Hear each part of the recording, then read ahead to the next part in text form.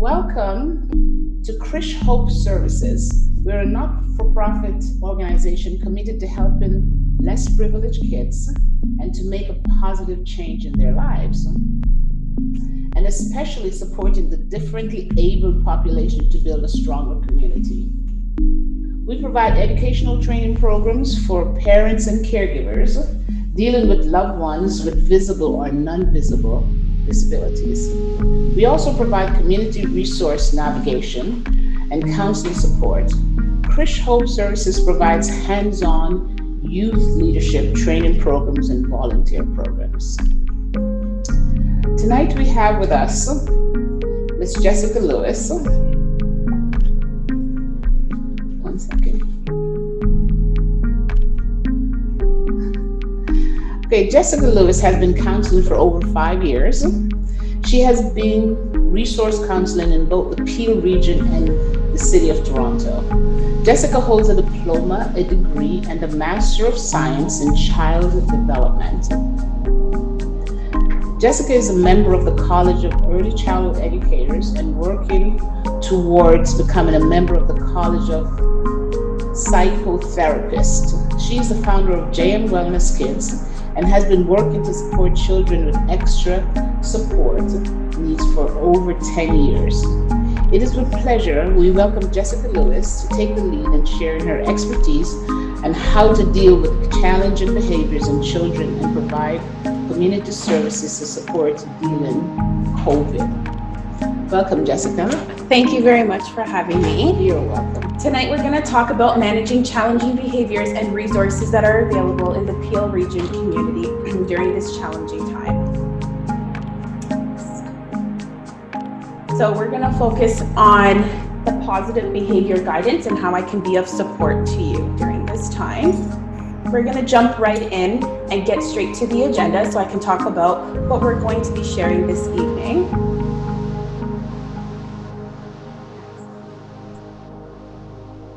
First, we're going to define what behavior is, and we'll most definitely talk about the effects of behavior. We're going to go over the 4 functions of behavior, and I'm going to show you a sample of what an ABC chart looks like. We will discuss the reinforcing positive behaviors, and I will be providing you with some examples. We will also be talking about different perspectives and how that plays an important part. Towards the end, I will be sharing with you some community resources as well as some financial supports. And at the very end, the last 5 minutes or so, we'll have a live Q&A, and I will be sure to answer all of your questions. Next. At this time, I would like for you to just take a quick minute and think about some behaviors that you may have seen in the past.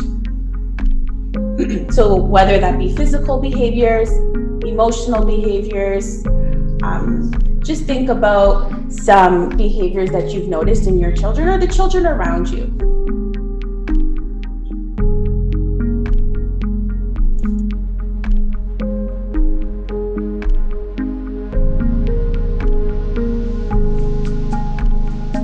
So, what is behavior? You may be wondering exactly what it is in terms of definition.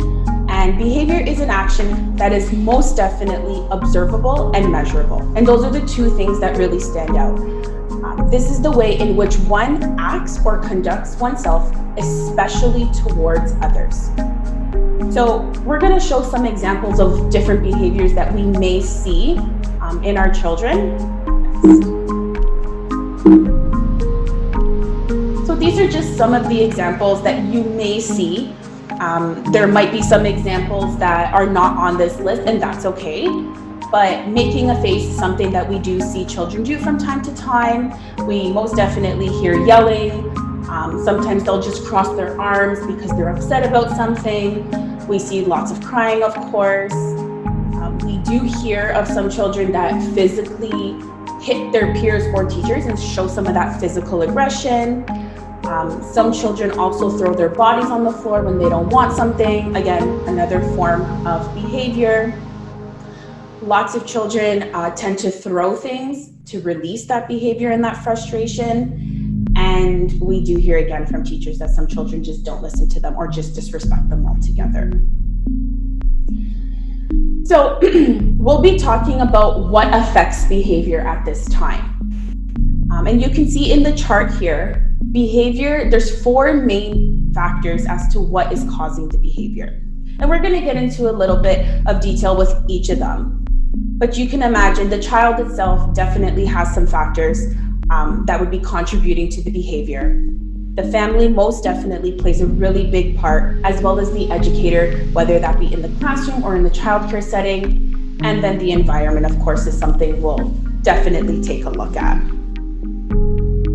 So just to kind of get some thoughts before we jump right in, just think to yourself maybe, or even just jot down some ideas of how you think a family member, an educator, again, in the classroom or in the childcare center, potentially a tutor, a therapist, and the environment, how they may influence a child's behavior.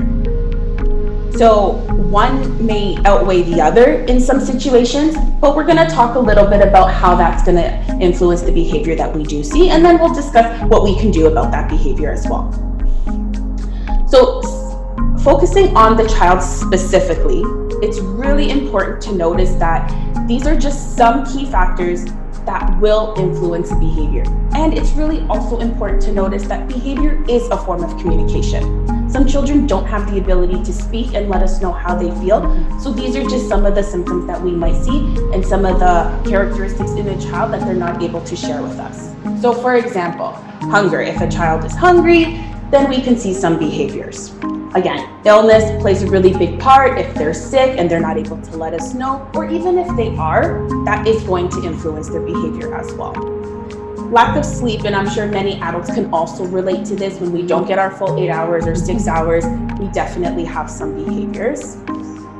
Screen time is really important these days, especially during COVID. We do notice that a lot of kids are on the screen just to kind of keep them busy while the parents are working or are busy with other things. But that's important to keep in mind, as well as lack of nutrition. Nutrition definitely plays a big part in the child's behavior. Separation from family. So we do see some separation anxiety sometimes when we drop the kids off at school or at the center, especially these days now that school's back after being off for so long. And of course, developmentally, the chronological age, as well as the developmental age of the child. So these are just some of the factors and some of the ways that behavior is influenced. So these are just things to keep in mind. There's many more factors that would affect the child itself. Those are just some of the examples. So moving on to the family-related factors. And I think this is crucial because this is where you are able to make a change and a difference in the life of a child with the behavior. It's important to realize and just be mindful of neglect and how we may be neglecting the child specifically in ways that we don't even realize.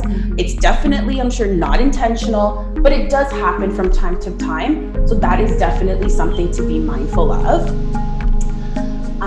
The loss or addition of a family member. So when we lose a family member, that can affect us all, and sometimes the child can take it hardest. Sometimes some children feel as if it's their fault as well. So that's something to be mindful of. And then the addition of a family member, a new baby in the family. We see this all the time, especially at the younger ages. We notice that there's a lot of jealousy, especially when that second child comes into the family. And these are things we can talk about more specifically. If you feel at any time any of this relates to your child, we can definitely get into more specifics and really create a plan as to why this is happening and, most importantly, what we can do about it. So abuse, that's another example we see, and not necessarily physical abuse, but we see a lot of emotional abuse when it comes to children. Again, I'm sure not intentional, but it does happen, which then reflects the behavior of the child. Some cultural or religious factors play a part in the child's behavior. Of course, I'm sure most of us know the divorce and the marriage. So sometimes we add a member to the family when there's a new marriage and children are already present. Again, they show this in their behavior. And on the flip side, of course, the divorce can be really hard for children. Economic instability plays a really big part. There are some situations where I've seen, parents are able to provide and allow the child to take part in different extracurricular activities, and then a parent may lose their job, and unfortunately, like COVID, they have to kind of take things a little bit back, and now the child is not able to live that same lifestyle, and we see that in the behavior now. Absolutely. We notice parent education plays a big part. The more educated a parent is in all of this information, obviously the more helpful and of course more aware they are as to why this behavior is happening, which will result in a positive outcome. Looking at the stability and family life, so routines play a crucial part in every child's life. Children love routine, and they pretty much live off routine. They know they wake up at this time, they eat their breakfast on this table, they go to school or they go to grandma's or childcare.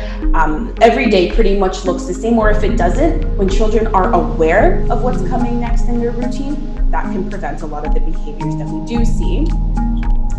And then in any case, if there is a diagnosis for any of the children, it's important that the parents are aware and mindful of what the diagnosis is and what can be done to help the child's needs in that case. And then the parenting styles, of course. I think it's really important. We see sometimes different parents on different pages and just parenting differently. So again, having that conversation with your spouse or another family member can reduce some of the behaviors that we see in the children. So this is really important, and that piece is important where you can make a difference. So these are just, again, some examples. There's many more that I'm sure you have, or something different that's not on the list, and that's okay, but it's important to be aware that this is the reason, and this is potentially a factor as to what's causing the behavior. Very interesting. So next, we're going to focus on the educator factors. We won't spend too much time on this because you don't have too much of a big part, of course, unless you're a teacher or an educator, but it's important to realize that the teachers that your children do go to in terms of classrooms or childcare settings or therapists, they play a big part. So again, being aware is key. So the educator relationship with the family, of course, we always strive to have that positive relationship, very important. Not following through with the routine that we've asked of the educator. Sometimes we expect the educator to do things a certain way, and once the educator is not aware and they're not able to follow through, we may see the behaviors happening. Consistency or lack of consistency, again, is another way that we see some of the behaviors in the children. The approach to the child is really important. Literally, as soon as that child walks into that classroom, just the greeting itself is so important. We definitely want that greeting to be as positive and welcoming as possible. The relationship with the child and the educator. So we talked about the relationship with the family and the educator, but it's just as important that the child has a comfortable and positive relationship with the educator. Co-regulation, that's a heavy term. And that's a whole other topic that we won't get into, but it's important to note that when the educator is calm and able to successfully teach and be in partnership with the child will strive and feed off that energy. So if the educator, or in any case, a family member is feeling dysregulated or unregulated, the child will get that energy and they will also be unregulated, again, resulting in the negative behaviors. And then the last one, managing work-life balance. So it's very important that everybody's able to balance that out, hoping that we result in positive behaviors for everybody. So the last factor that we're going to talk about tonight is the environment. This is something that we do have control over, and it's important to kind of focus on what our environment looks like. So sometimes, without even realizing, our environment can be very overstimulating, or in any case, understimulating. And what this means is there's lots going on. It's busy in our room. So if the child has a study room, or even just a bedroom, or they use the kitchen or any area with a table, you want to be mindful of what the setup looks like. Are there lights that are so overpowering that the child's not able to focus? What does the noise look like in that room? Is there a lot of pictures or art or paintings on the wall that keeps the room very busy? Again, like a lot of distracting things happen in these classrooms or in the home setting, and we want to be mindful of what the surrounding area looks like. Again, kind of like I mentioned with the layout, where is the table placed? Where is the chair for the child to sit? Are they looking outside in the window, which I'm sure is so beautiful, but is that so distracting to them where they're seeing all these animals and they're not able to focus? Again, irregular routines. We talked a lot about that already. Programming, so what that looks like. Is there a time limit on the activity that they'll be completing? Or is it an open free-for-all? Being mindful of that and how we can set that up in our environment. And then again, the unmet emotional needs, which we talked a little bit about. So those are the 4 factors to behavior.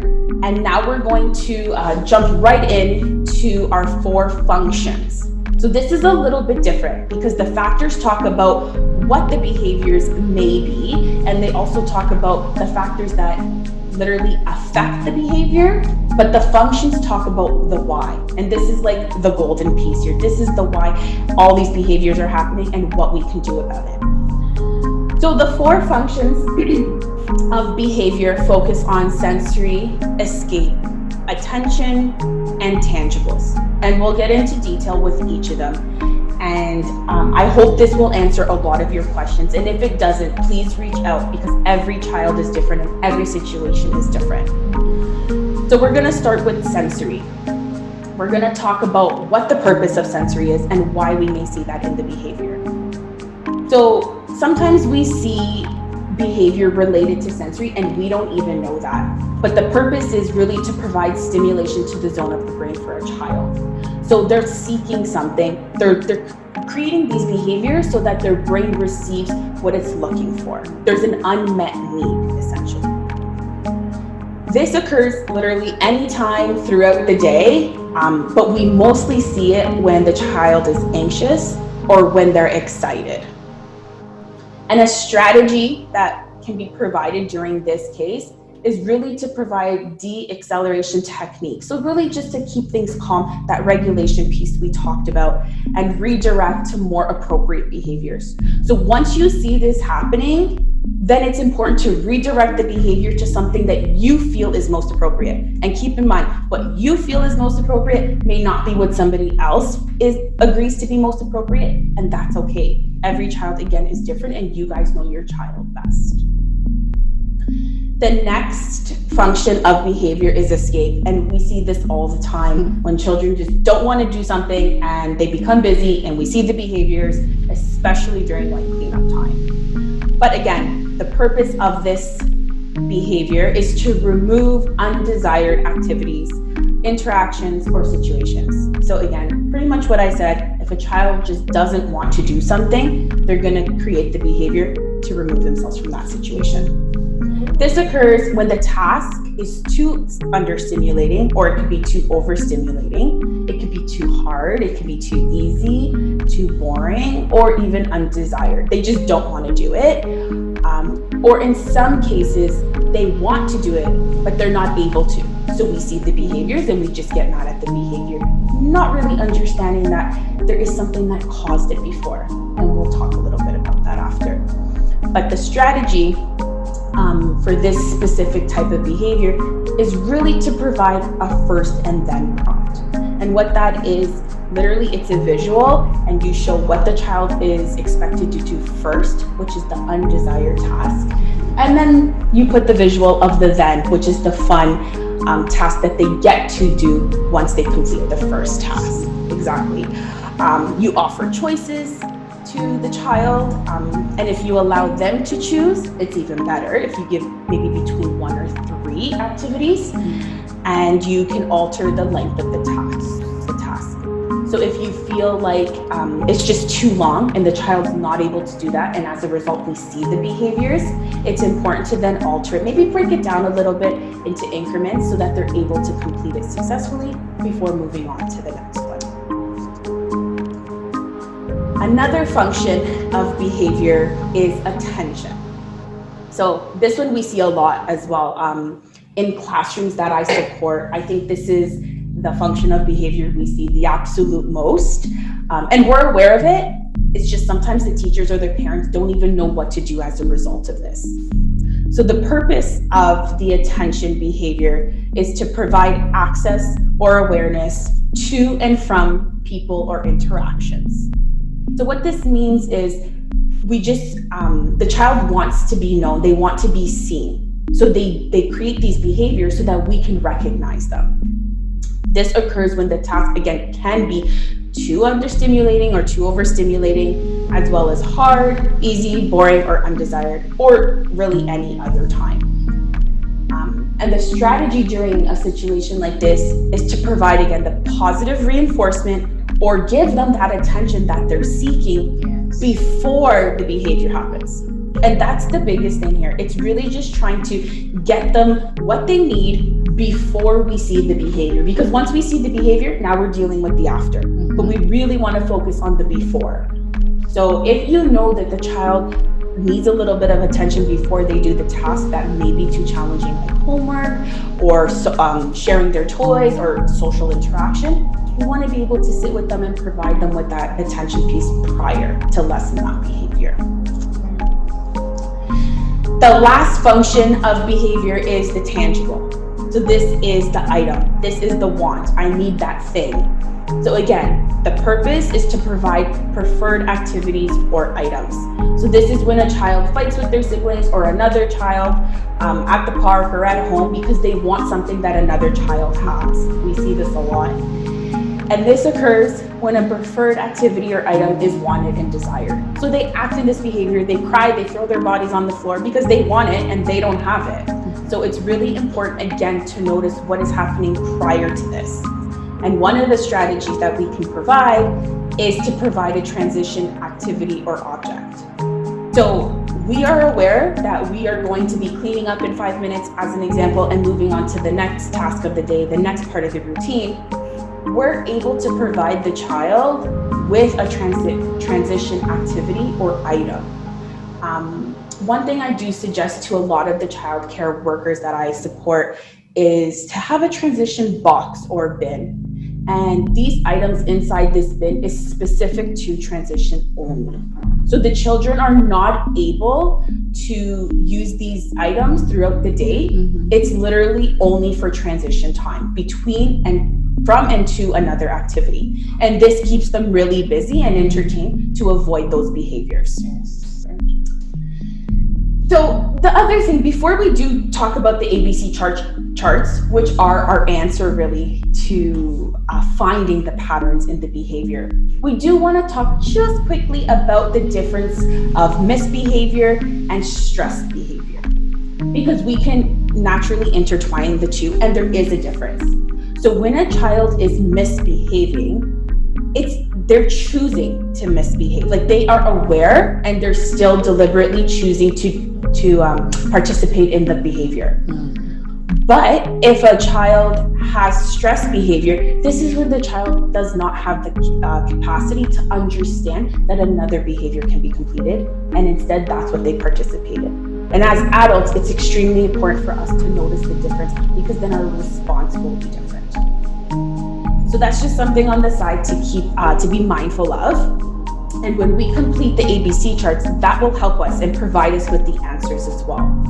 So the ABC chart can be used to record behavior concerns. This has been suggested for many years. We use these all the time. They look different, but that's okay. It just gives us the answers that we're essentially looking for. So the A in the ABC stands for antecedents, and that is what happens before the behavior. That is our answer. That is what we need to know. That is where our pattern happens. And then the B refers to the behavior itself. So this is like the act. This is what we see. And then the C is the consequence. And that's what happens after the behavior.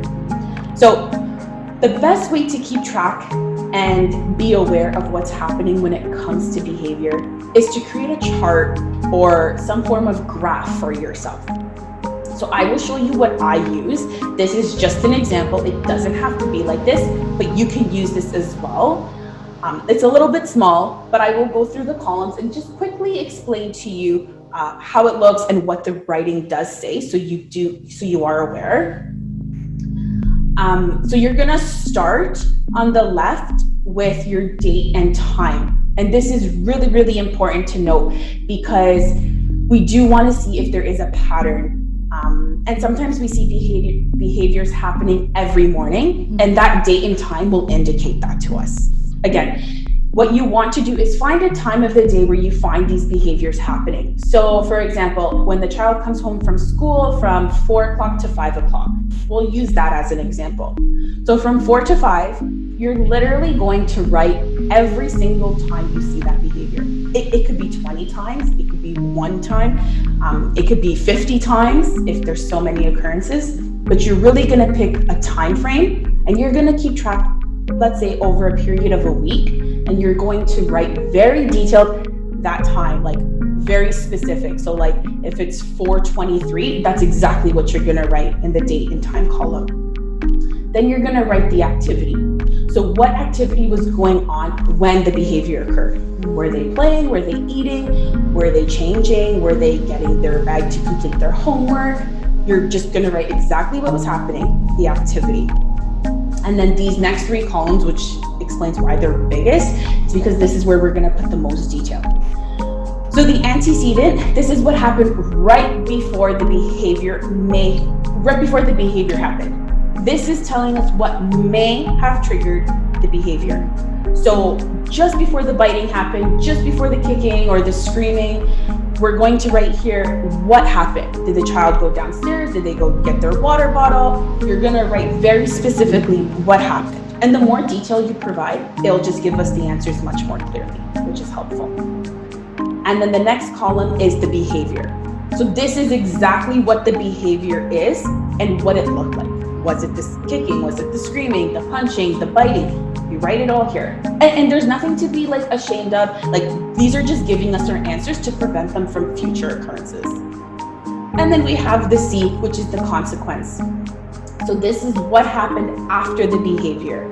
So for example, was there a parent that yelled at the child, or what did the other child hit that one child that we're focusing on back? We're just gonna write exactly what happened and how it was dealt with. That's what we write here. And after the period of a week, we go back and we look to see if there's any patterns that we can find. Most often we find a pattern and we realize at this time, 4:20 or around 4:25, every day the child starts crying. And it just lets us know something's going on. Again, remember, behavior is a form of communication. The child is communicating something, a need to us. And this just helps us so much get our answers. So we will move right on to reinforcing positive behaviors, because this is the other side and this is important as well. So when we reinforce positive behaviors, we really want to make the positive attention as the best reward. We don't want to focus on the negative. The child is aware of what they're doing, most certainly. We want to focus on the positive piece. We want to praise the process rather than the result. So when we praise the process of what's happening leading up to that behavior, the child is more likely to do it in a positive way next time because they like what they're getting. It's that attention piece as well. Then we want to look for rewards that reinforce good behavior. So if there's something that you notice with the good behavior, we definitely want to look for those rewards and provide it to the child. Again, everybody likes a little treat for doing something well, and that looks different from child to child, and that's okay. We can provide that when we notice the good behavior. Next, we definitely want to focus on varying the frequency of incentives over time. So again, just being mindful of what we're providing to the child when we see these positive behaviors and how often that is happening. The last piece is dividing ambitious goals into smaller tasks. So sometimes these children have really large goals and it's great and we're encouraging them and supporting them through it. But when we break it up into smaller tasks, it's easier for kids to complete. So that's something to also be mindful of. Our next few examples that we're going to talk about are different ways that we can provide positive behaviors. So we can see this. I know with COVID, it's a little bit hard now in the classroom in terms of like the physical and social distancing component, but at home, we're still able to do these. So we can always provide the high five, the pat on the back, giving our children hugs and kisses. They love this because it tells them that we're proud of them. Praising the effort. So again, an example is, Sam, I like the way you cleaned up, or Sam, I like the way you ate your lunch today or your dinner. This is likely that they will do it again because you are praising them. We can give them, of course, the thumbs up, and this is something educators can take part in as well. The thumbs up, clapping, cheering. Children notice this. They like it when we're proud of them, when we're happy around them. It feeds off that positive energy where they're likely to do it again. And then we see this in classrooms, and it's important for us to be mindful when we have these conversations to another adult, and a lot of the times it is another educator, about how the child is behaving. So it's so nice to hear when our parent shares a positive story and the educator shares something back that's positive and the child is listening. When we're able to hear that, it makes us feel so good. We want to do it again the next day because we feel like the teacher will then share it with the adult again, and vice versa. If you guys have like journal logs that you receive or communication books, if you can write positive notes to the teacher and the teacher is able to write positive notes back, then it's likely that the child will participate in that positive behavior again. So, okay, we're going to do a little bit of a quick exercise here. So just take a look at this image and see what you notice. This is just going to lead us to our next little topic of perspectives. So if you can see this image, I'll just ask you, what do you see when you first look at it? It looks like a lady with a fur coat on and some kind of thing on her head. Okay, well that's interesting that you see that, because I see a young lady with a fur coat and like a lot of hair. Yeah. Do you see that? I see that. The white part looks like some kind of a scarf or something. Okay, or this picture also shows an older lady with a chin that's into her shirt. She kind of has a little bit of a pointier nose. The hair, the black piece is right in front of her eyes. So that visual just shows you that two different people can see different things, absolutely. Different perspectives. Absolutely. So we'll go to the next example. I think this one might be a little bit easier, but I'll ask you, what do you see There's here? A man with a big nose. Okay, so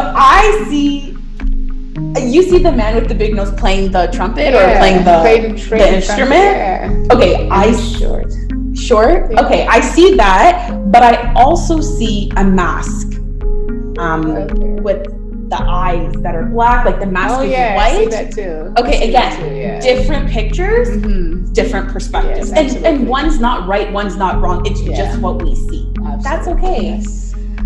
We'll do a couple more. So what do you see in this picture? Someplace that I'd like to be right now. It's not right now at this time, but eventually. I think they're at the seashore or something, and there's trees hanging, and the water is nice. There's a couple there. Okay, interesting. So I see a baby. It's almost like in a fetal position, holding on. I see that. You see it now? I see the fetal. It takes a second to just kind of alter the brain to see it differently, right? Yeah, and that's okay. Our last picture, I don't know if you remember, this went viral a few years ago. We all see the same object. I'm pretty sure we all see a dress, but we see different colors. What color do you see? I see blue and black and kind of gray. That's so interesting because I see white and gold. Oh, do you? I do. So I remember this trending on social media a few years ago, and everyone was like, couldn't believe and thought we were all liars because we all saw different colors.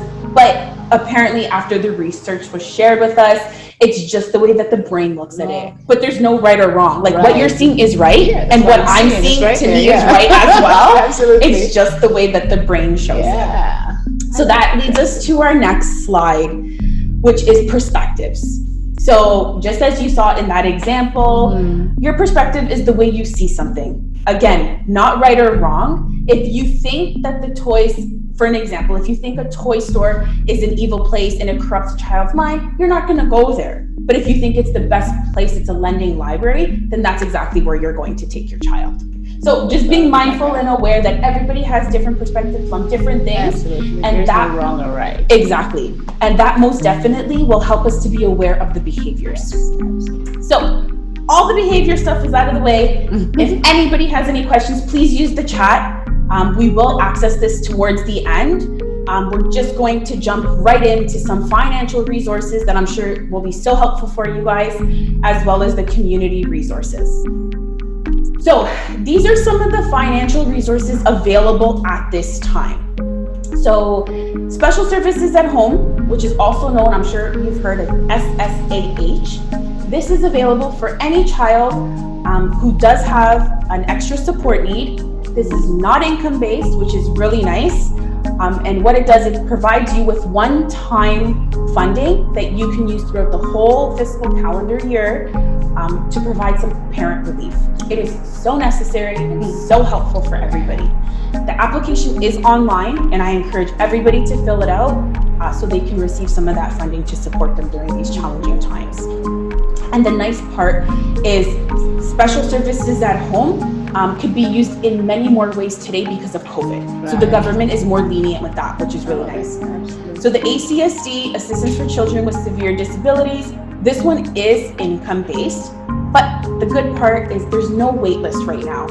And so many of these applications have wait lists, but if you apply today, you potentially, if all the documents are submitted, you potentially can receive the money in as little as like 2 months once it's approved. So that's really, really helpful. And that is a monthly supplement inside your bank account, no questions asked, you use it as you choose.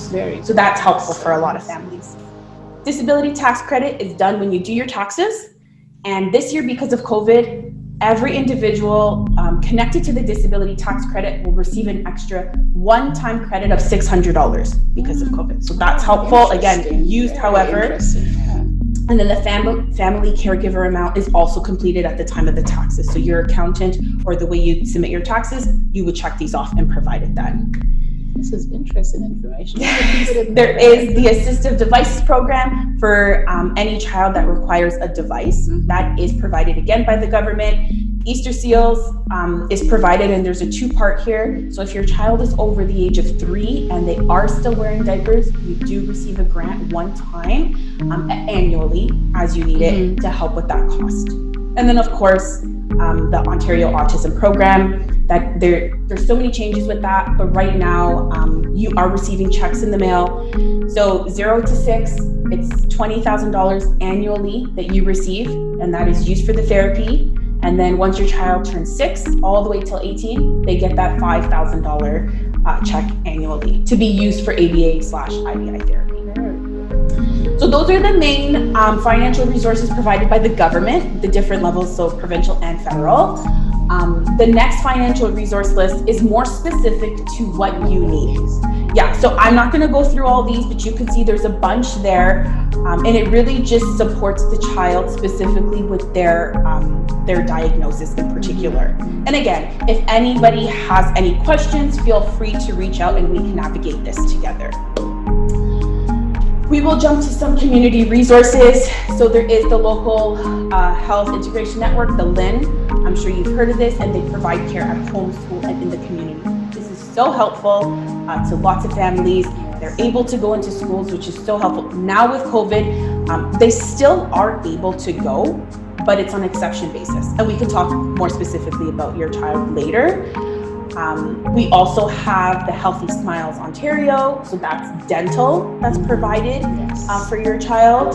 Healthy Children, Healthy Babies is an amazing program, so helpful to so many families because we have workers who come into the home and literally help the children for a period of time. And these don't cost anything. Like, these are free, provided by the government. So that's really, really helpful. Peers is provided in Peel, and that is a resource consultant that will help your child if they are attending a licensed childcare setting. They don't need to have a diagnosis, but if you feel like your child is in a childcare setting and they need support, you can access a resource consultant. And the program is called Peers. And then once Peers is finished, so once the children go to school, they then transition to KPP, which is the Kids Pathways Peel. So it's very similar support, it's just for an older age range. I'm learning so much. And then CDRCP is available in Mississauga, and that is like the central hub. So that's where you get all your trainings. Any questions that you have, you can essentially start with them, and they will navigate you and guide you to further support. A couple more, we have what's called the PIP, so Peel Infant Parrot Program. Again, it's specific for the young ones, and this is available at various Ontario early year centers throughout the region of Peel, and it's free. You can access it and talk to specialized consultants that can help in various settings. So there's occupational therapists, physiotherapists that are available that you can talk to on the spot live. There is Arano Kids, so that is the main hub for therapy in the region of Peel, of course. And sometimes when we find that the wait lists are atrocious at Arano Kids, sometimes I like to refer the families to Trillium Health. So that would be like Credit Valley as an example, because they offer the same support as well and much shorter wait times. So that's really helpful. And then we have Tangerine Counseling. This is all free, of course, that you have access to. Right now they're doing virtual, but usually it is walk-in. You don't even need an appointment. So that's really nice. And then Connectability is a website, not a place, but you can access it, and there's various resources that you have access to that you can print or you can just read online that will answer any of your questions. Amazing. Yes. So if any of you have any questions specific to your child, or you would just like to talk a little bit more about what's going on, please feel free to send an email to info@krishhope.com or info@jmwellnesskids.com. And either of these emails will be sure to respond to your request and guide you in the right direction, even just to have a simple conversation. So thank you so much for attending and joining. This was amazing, Jessica. I've learned so much. I can go out there and share with everybody. Now, thank you everybody for joining us. I hope you've learned as much as I have, and I hope you go out and utilize all of these facilities, because a lot of us didn't know they exist. One thing I have to remind you, we have a webinar. It's Thursday, September 24th at 7 to 8, and it's managing diabetes during COVID. It is very important because with COVID, we're home and we're not getting enough exercises, we're eating the wrong things. So please join us and go to www.krishhope.com to register, please. It's very, very important. There's also a number you can call at 647-960. Oh, sorry, I'm sorry. The number is 647-970-7230, okay? And thank you again for attending this amazing webinar. Thanks, Jessica. Thank you. We'll just get to the questions that we have, that some of you have shared with us throughout the session. So what if a child does not want to have breakfast in the morning? Any suggestions to overcome this? So there's lots of reasons as to why I'm sure this child does not want to have breakfast. And again, maybe using that ABC chart and really just trying to figure out what is happening prior. So many things to consider. First of all, like, is the child sleeping well through the night? Are they just not hungry? Or do they not like the food that's being provided? The environment set up? So many different things to consider. And if you're really worried in terms of health or like underweight or overweight, then that's something you can definitely bring to your doctor as well, or have a dietitian or a nutritionist on board to kind of navigate that with you. I would also consider an OT. because occupational therapists help us with daily life skills. And I know I've connected with OTs to help with textures of food, children avoiding messes, and sometimes that is with plates and the food in front of us. So just being mindful of that setup as well. But if you feel like there's more going on specific to this child, we can have a further conversation. If you'd like, you can email us and we can talk about this in more detail to support you through that. Okay, let me read the next question. An anonymous attendee says, what if the child is stubborn and does not want to share stuff with friends? Well, we see this all the time. Children just don't like to share. Again, there's a lot to consider. So is there just like one toy for 10 kids? Probably not too practical. Maybe splitting the groups up if they're a large group of friends together. Really taking a look at what his stuff is. Like, what does that mean specifically? What is it that he doesn't want to share? And essentially, like, is it bad if he really doesn't want to share? Like, why is that happening? Is he like over possessive with his material? Is he worried somebody might break it? Did he have a bad experience? I know you asked or you mentioned, what if the child is stubborn? Again, stubborn is a behavior. So trying to figure out why are we labeling it as stubborn? What does that mean? What does that look like? I would refer back to that ABC chart and really try to find the pattern there. But again, like I mentioned prior, you most definitely can reach out to us and we can support you more specifically with your child. Okay, the next question is also from an anonymous attendee. It says, there was an example of educators. Being an educator, I want to ask you, what if children try to provoke educators and talk ill about educators? Has it happened to me? I was doing my job and calmly handled. Okay, so I think That's a good question. Yes, and I think I need a little bit more information as to what's going on, because you want to ask, like, why is the child speaking ill of the educator? What happened? What situation made the child feel like they need to speak negative about you? So there's a little bit more context, I'm sure, going on with that. But I appreciate the fact that you said that you calmly handled the situation, really tapping into that co-regulation piece. So that was really nice. The next question is from Sanika. She says, how to keep children engaged but technology free? Yes, that is super common today because technology is literally everywhere.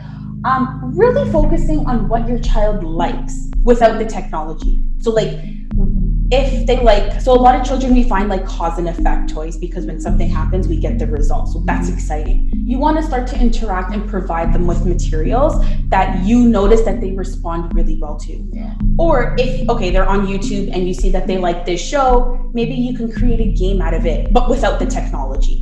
We have to be really creative these days, probably more than ever, because kids are glued to technology, but because we allow that. Children are not born to have a phone in their hand or a tablet or any form of device.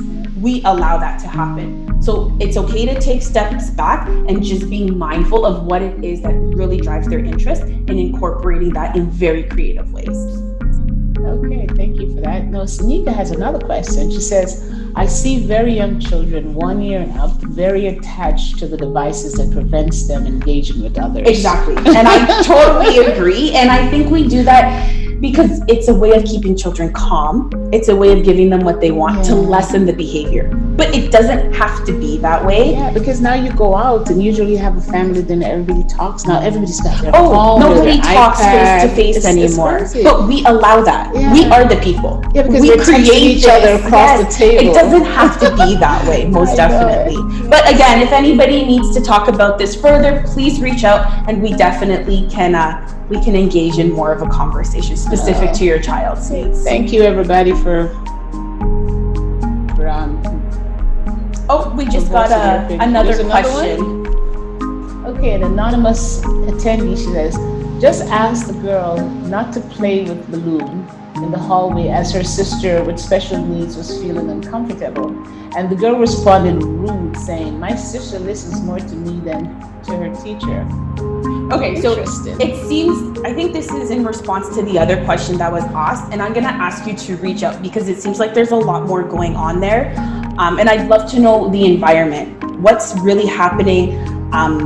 why did you ask her not to play with the balloon in the hallway? She responded with specific maybe tone or with that answer in particular, and we want to know why. Like, why did she feel that that was the appropriate answer? There's a lot to be mindful of, and I think that if you can reach out, we can definitely navigate that together. Absolutely. Any more questions? I think that's everything. Okay. Well, once again, thank you everyone for joining us. It has been a revealing session.